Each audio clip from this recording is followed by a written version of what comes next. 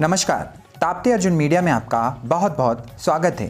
कल बैतूल के police control room में बैतूल पुलिस अधीक्षक सुश्री सीमाला प्रसाद और भैंसदई के एसडीओपी शिवचरण बोहित के द्वारा प्रेस कॉन्फ्रेंस करते हुए ग्रामीणों द्वारा खुलवाए गए कियोस्क खातों में धोखाधड़ी कर लाखों रुपए गबन करने वाले कियोस्क संचालन के संबंध में मामले का पूरा खुलासा किया गया।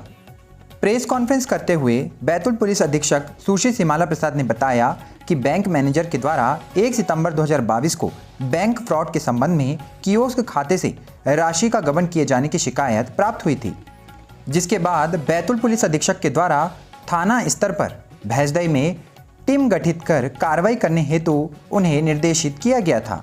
थाना भैंसदई पुलिस के द्वारा आरोपी रविंद्र मसराम के विरुद्ध धारा 420 का अपराध पंजीबद्ध किया गया। वरिष्ठ अधिकारियों के मार्गदर्शन में और साइबर सेल की सहायता से आरोपी रविंद्र मसराम को उसके निवास स्थान बैतूल से अभिरक्षा में लिया गया।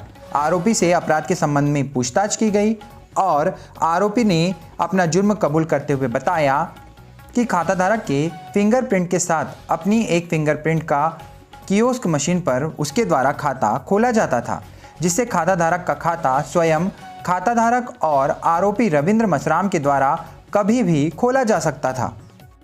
इसका फायदा उठाते हुए आरोपी के द्वारा लगभग 2.5 लाख रुपए की राशि का गबन किया गया। बैंक के अधिकारी संतोष गजभिये और अरुण गोखले से पूछताछ करने पर उनके द्वारा लगभग 521 खाताधारक के साथ आरोपी रविंद्र के द्वारा धोखाधड़ी कर राशि गबन करने के बारे में पूरी जानकारी दी गई है। आपको बता दें कि उपरोक्त 521 खाताधारक से संपर्क कर उनके खाते से आरोपी द्वारा कितनी राशि का आहरण किया गया है, इस संबंध में जल्द ही जानकारी प्राप्त की जाएगी। इस पूरे मामले को लेकर आरोपी को पुलिस द्वारा गिरफ्तार कर लिया गया है। इसके बाद उसे न्यायालय में पेश किया जाएगा। बैतूल पुलिस अधीक्षक सुश्री सीमाला प्रसाद के द्वारा कल बैतूल के पुलिस कंट्रोल रूम में इस पूरे मामले का खुलासा किया गया। आइए देखते हैं।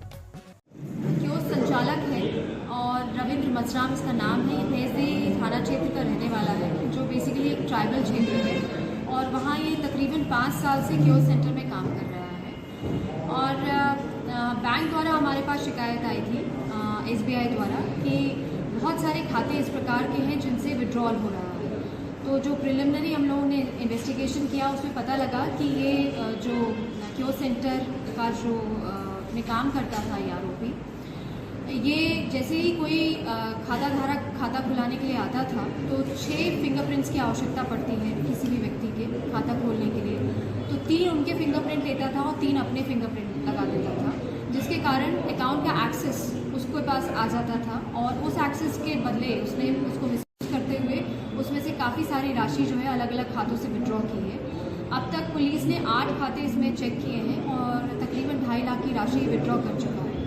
जो बैंक द्वारा सूची हमें मिली है वो 521 खातों की है, जिसकी इन्वेस्टिगेशन हम लोग कर रहे हैं। और इस प्रकार के जो अभी प्रिलिमिनरी इन्वेस्टिगेशन में आया है उसमें भैंसदई के बहुत सारे खाताधारक हैं, थाना मुल्ताई क्षेत्र के हैं, पाढ़र के हैं और बैतूल प्रॉपर के हैं, जिसमें हम लोग अभी पूछताछ जारी है।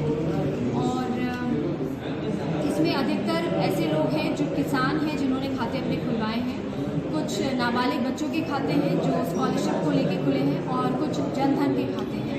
तो इन सभी में हम लोग जांच कर रहे हैं और इसमें जल्द से जल्द और भी खातों के बारे में हम लोग डिटेल्स दे पाएंगे और इस व्यक्ति के साथ और भी कौन से सह आरोपी हैं उनके बारे में भी हम विस्तार में। किस बैंक से आए? ये स्टेट बैंक ऑफ इंडिया के कियोस्क सेंटर है और जिसमें अधिकतर सभी जो हमारी शासकीय स्कीम्स हैं उसका पैसा आ रहा है और जो गांव के लोग हैं अधिकतर जो ब्रांचेस हैं उसमें पैसा अपना खाता खुलवाते हैं और उनके खातों में पैसा आता है।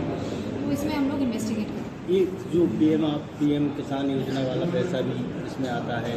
हाँ, सब स्कॉलरशिप वाला आता है और किसान जो अपने स्तर पे खुलाते हैं वो है और जनधन योजना का पैसा। इसमें भी किसानों का पैसा गया है कि स्टूडेंट का भी है?